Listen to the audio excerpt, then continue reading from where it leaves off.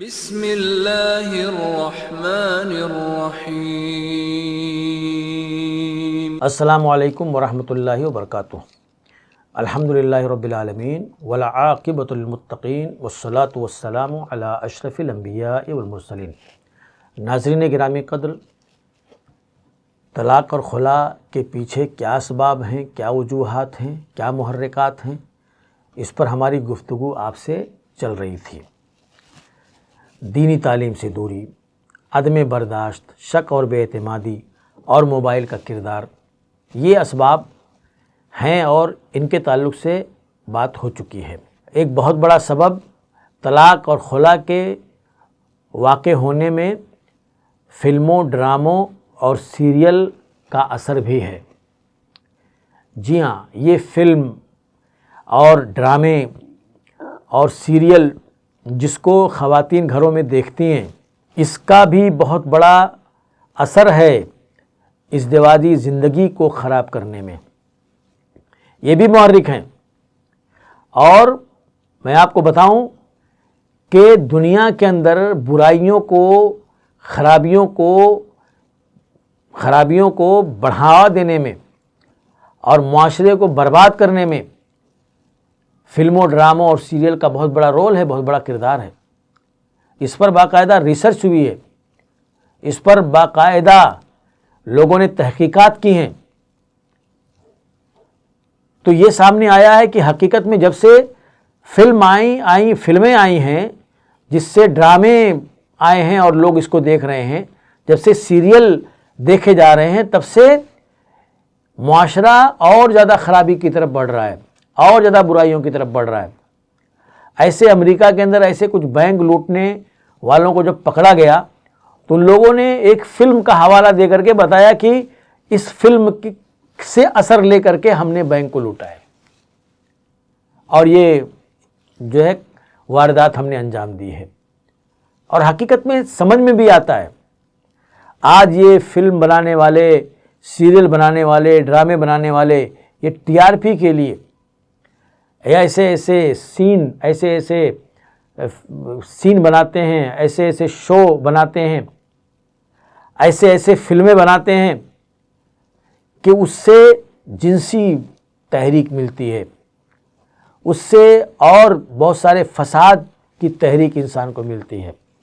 اب یہ فلم، یہ ڈرامے، یہ سیریل جو انسان دیکھتا ہے، خواتین دیکھتی ہیں، اس میں سیریلوں میں، ڈراموں میں ان کو ایک گھر کی کہانی دکھائی جاتی ہے۔ اس میں ان کو بتایا جاتا ہے کس طرح سے ایک بڑے گھر میں کس طرح سے جٹھانیوں کے درمیان چپکلش پائی جاتی ہے، کس طرح سے ساس اپنے بیٹیوں کو لے کر کے اپنے بہوؤں کے خلاف محاذ بناتی ہے، اور کس طرح سے اس کے اندر داؤ پیچ ہوتے ہیں، ایک دوسرے کو نیچا دکھانے کی، ایک دوسرے کو نقصان پہنچانے کے کیسے داؤ پیچ ہوتے ہیں، کیسے اس کے اندر کارروائیاں ہوتی ہیں۔ یہ تمام چیزیں اس سیریل میں جو دیکھے جاتے ہیں، اس کو عملی جامہ پہنایا جاتا ہے۔ اور سیریل دیکھ کر کے، ڈرامے دیکھ کر کے ایک عورت اپنے ساس کے بارے میں، اپنے سسرال کے بارے میں وہی سوچ پیدا کر لیتی ہے جو وہ ان ڈراموں کے اندر دیکھتی ہے، سیریلوں کے اندر دیکھتی ہے، اور اسی نظر سے دیکھتی ہے۔ نتیجہ کیا ہوتا ہے؟ نتیجہ یہ ہوتا ہے کہ وہ اپنے ساس، سسر اور اپنے نندوں کے ساتھ وفادار نہیں ہو پاتی، اور وہ ان کے ساتھ اسی سوچ کو اپنے ذہن میں رکھ کر کے بیہیور کرتی ہے۔ تو نتیجہ کیا ہے؟ جواب میں ان کو بھی اسی انداز کا بیہیور، اسی انداز کا برتاؤ ملتا ہے۔ تو اس طرح سے یہ سیریل، یہ ڈرامے، یہ فلمیں، یہ خاندانی نظام کو برباد کر دیتے ہیں، اور اس کے اندر ڈرا ڈالنے، اس کے اندر فساد ڈالنے کا سبب بنتے ہیں۔ ایک عورت جو سیریل دیکھتی آئی ہے، جو ڈرامہ دیکھتی آئی ہے، وہ ڈرامے میں، وہ سیریل میں جس انداز کی لائف اسٹائل دیکھتی ہے، جس انداز کی زندگی اسے نظر آتی ہے کہ اس کے اندر آئے دن پارٹیاں ہو رہی ہیں، اس کے اندر ایک جو ہے شوہر اپنی بیوی کو بڑے بڑے گفٹ دے رہا ہے،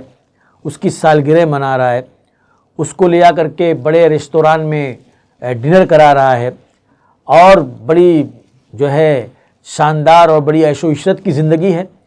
اب یہ بچی جس نے زندگی بھر سیریل دیکھا ہے، زندگی بھر ڈرامے دیکھے ہیں، یہ سب کچھ جو وہ ڈرامے اور سیریل میں دیکھ چکی ہوتی ہے، ایسے ہی توقعات وہ اپنے سسرال سے وابستہ کر لیتی ہے، اپنے شوہر سے وابستہ کر لیتی ہے، اور وہاں اس گھر میں جب وہ پہنچتی ہے تو اس انداز کی سہولتیں، اس انداز کی آسانیاں، اس انداز کا پروٹوکول، اس انداز کا اس کو سب کچھ تعیشات نہیں ملتے ہیں، تو وہ بدظن ہو جاتی ہے، وہ بیزار ہو جاتی ہے، اور بیزاری کا اظہار اس سے ہوتے رہتا ہے۔ یہ سلسلہ چلتا ہے چلتا ہے چلتا ہے۔ اب کوئی شوہر، کوئی گھر اگر یہ دیکھے کہ میری بہو یا میری بیوی وہ خوش نہیں ہے، وہ بہت بیزار ہے اور اس کو اس گھر کے اندر اچھا نہیں لگتا ہے، وہ اس سے کہیں زیادہ ہائی فائی گھر چاہتی ہے یا چاہتی تھی، ایسی سوچ اس کی ہے، تو یہ چیز اس رشتے کے اندر دراڑ پیدا کر دیتی ہے، ان کو بدظن کر دیتی ہے، اور ایک دن نتیجہ کیا ہوتا ہے؟ نتیجہ یہ ہوتا ہے کہ اس رشتے کو ختم کر دیا جاتا ہے۔ اس رشتے کو ہمیشہ کے لیے، چاہے خلا کے ذریعے چاہے طلاق کے ذریعے، اس کو ختم کر لیا جاتا ہے۔ تو یہ ایک بہت بڑا سبب ہے جو فلموں، ڈراموں اور سیریل کی شکل میں ہمارے سامنے موجود ہے، جو ہماری ازدواجی زندگیوں کو، خاندانی نظام کو برباد کر رہا ہے۔ اسی طرح سے خواتین کا ملازمت کرنا، یہ بھی بہت بڑا سبب ہے، یہ بھی بہت بڑی وجہ ہے ازدواجی زندگی کی بربادی کی، خلا و طلاق کی۔ بہت بڑی وجہ ایک یہ بھی ہے کہ خواتین ملازمت کریں، جاب کریں، کیونکہ ملازمت کرنے والے خاتون، جاب کرنے والی خاتون، میں اس کے خلاف نہیں ہوں۔ اگر کوئی عورت اگر ضرورت مند ہے، اس کے گھر میں کوئی کمانے والا نہیں ہے، اور وہ پردے اور حجاب میں رہ کر کے وہ شرعی تقاضوں کو پورا کرتے ہوئے عورتوں میں جا کر کے کام کرتی ہے اپنی مجبوری میں اور اپنے مسائل کو سامنے رکھتے ہوئے، تو اس میں کوئی مذائقہ نہیں ہے۔ لیکن شوق میں ملازمت کرنا، شوق میں جاب کرنا، اور یہ سوچنا کہ میں بھی کماؤں، میرے پاس بھی پیسہ ہو، میرے پاس بھی بینک بیلنس ہو، دنیا کی محبت میں، مال کی حرص میں، اللہ تعالیٰ نے اس کی ضرورتوں کی تکمیل کے لیے شادی سے پہلے اس کے باپ کو اس کا ذمہ دار بنایا تھا کہ باپ اپنی بچیوں کے اخراجات کو پورا کرے، اور شادی ہونے کے بعد اللہ تعالیٰ نے اس کے اخراجات کو اس کے شوہر کے اوپر ڈال دیا ہے۔ شوہر اس کی تمام ضروریات کو پوری کرے گا اپنی بساط کے مطابق، اپنی طاقت کے مطابق۔ تو شوہر اس کے اخراجات کا ذمہ دار ہے، وہ اس بات کی مکلف نہیں ہے کہ وہ کام کرے، وہ اس بات کی مکلف نہیں ہے کہ وہ جائے اور آفس کے اندر جاب کرے، اس کی مکلف نہیں ہے۔ اب جو خاتون جاب کرتی ہے، کام کرتی ہے، ملازمت کرتی ہے اور خود کفیل ہے، وہ نفسیاتی طور پر اپنے شوہر کی برتری تسلیم نہیں کر سکتی، اپنے شوہر کی محکوم بن کر کے نہیں رہ سکتی، کیونکہ وہ پہلے عورتوں کو یہ خوف لاحق ہوتا تھا کہ اگر شوہر نے مجھے طلاق دے دیا تو میرا کیا ہوگا، میرے اخراجات کیسے پورے ہوں گے، میرا گھر کیسے چلے گا، میری ضروریات کیسی پوری ہوں گی۔ لیکن ملازمت کرنے کے بعد اور کام کرنے کے بعد جب اس کو ماہانہ تنخواہ مل رہی ہے، جب اس کو ایک پرکشش جاب ہے اس کے پاس، تو اس کو ڈرنے کی ضرورت ہے ہی نہیں ہے۔ اور کبھی کبھار جب اس کو یہ کہا جاتا ہے کہ باہر کام کرنے کی وجہ سے، جاب کرنے کی وجہ سے تم گھر میں دھیان نہیں دے پاتے، تم جو ہے گھر کی ضرورتوں کو تم پوری نہیں کر پا رہے ہو، شوہر کے لیے تم کھانے نہیں بنا پا رہے، اس کے کپڑے استری نہیں کر پا رہے، اور گھر کا نظام خراب ہے، تو باقاعدہ یہ بولتی ہے کہ میں نے اتنی پڑھائی جو کی ہے وہ جھاڑو پوچھا کے لیے نہیں کی ہے، وہ ہنڈی اور چولہے کے لیے ہم نے اتنی پڑھائی نہیں کی ہے۔ اس طرح کی باتیں بول کر کے اپنے آپ کو جسٹیفائی کرتی ہیں۔ تو اب یہ ماحول جو بنتا ہے گھر میں اس طرح کا، یہ ماحول دھیرے دھیرے اس رشتے کے اوپر اثر انداز ہوتا ہے، میاں بیوی کے تعلقات کو یہ متاثر کرتا ہے، اور دھیرے دھیرے دھیرے دھیرے ایک دن ایسا ہوتا ہے کہ وہ رشتہ دونوں کے لیے ناقابل برداشت ہو جاتا ہے۔ تو کبھی بیوی خلا لے کر کے اپنے آپ کو الگ کر لیتی ہے، اور کبھی شوہر طلاق دے کر کے اس کو کہتا ہے تو جا، اور مجھے نہیں رکھنا ہے، مجھے ایسی بیوی نہیں چاہیے جو میرے گھر کی دیکھ ریکھ نہ کرے، میرے گھر کی ذمہ داریوں کو نہ سنبھالے، اور اپنی جاب اور اپنی ملازمت، اور اس جاب اور ملازمت کی وجہ سے شوہر کے دل و دماغ کے اندر شکوک و شبہات بھی پیدا ہوتے ہیں۔ جہاں وہ کام کر رہی ہے وہاں کے حوالے سے اس کے دل و دماغ کے اندر شکوک و شبہات پیدا ہوتے ہیں، بے اعتمادی پیدا ہوتی ہے، جو رشتے کو اور کمزور کر دیتی ہے۔ تو یہ ایک بہت بڑا سبب خواتین کا ملازمت بھی کرنا ہے۔ اسی طرح سے لو میرج، یہ بھی رشتے کو خراب کرتا ہے، اور یہ بھی ایک بہت بڑا سبب ہے طلاق اور خلا کے پیچھے۔ لڑکے اور لڑکی کا اپنی پسند کے مطابق اپنے گھر والوں کو اعتماد میں لیے بغیر لو میرج کر لینا اور بھاگ کر کے شادی کر لینا۔ پہلے ماں باپ رشتہ طے کرتے تھے، بزرگ رشتہ طے کرتے تھے، اور رشتہ طے کرنے میں بہت زیادہ وہ چھان بین کرتے تھے، بہت زیادہ غور و فکر کرتے تھے، کیونکہ وہ صاحب شعور ہیں، وہ صاحب رائے ہیں، وہ تجربہ کار ہیں، وہ دنیا کے سرد و گرم کو انہوں نے دیکھا ہے، وہ جہاں دیدہ ہیں۔ تو وہ رشتہ کرتے تھے اور اچھا سمجھ کر، اچھا دیکھ کر وہ جیون ساتھی اپنے پوتے کا، اپنے بیٹے کا، اپنی بیٹی کا یا اپنی پوتی کا طے کرتے تھے۔ تو وہ رشتے چلتے تھے، اور ایک وقار ہوتا تھا بزرگوں کا،